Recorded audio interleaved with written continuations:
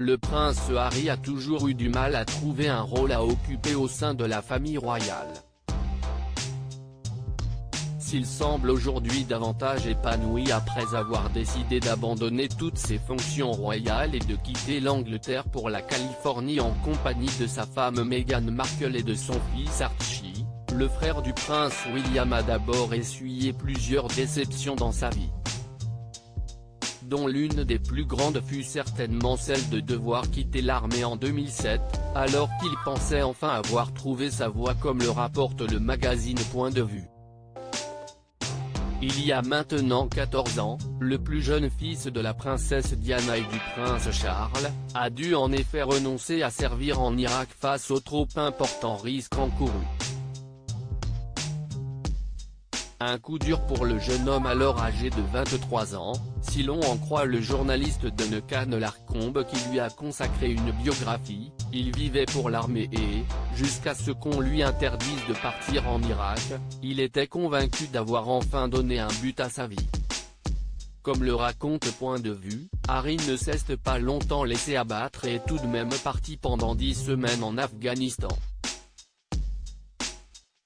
Si est-il là-bas qu'il s'est finalement rendu compte que son statut ne lui permettait effectivement pas d'effectuer toutes les missions particulièrement périlleuses dans ces zones de conflit. Après 10 ans de service, il a alors décidé de démissionner de l'armée. Une décision qui a suscité une certaine crainte pour les Windsor, celle de voir l'enfant rebelle de la famille perdre cet équilibre qu'il avait tant bien que mal réussi à trouver. Le prince Harry, toujours en pleine crise identitaire, aujourd'hui affranchi de tous les devoirs et de toutes les traditions royales, Harry mène une vie plus libre et indépendante aux États-Unis.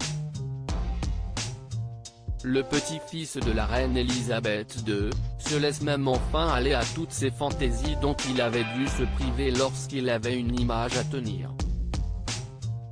Ainsi il semble tout faire pour marquer une rupture avec sa vie d'avant jusqu'à même changer de look.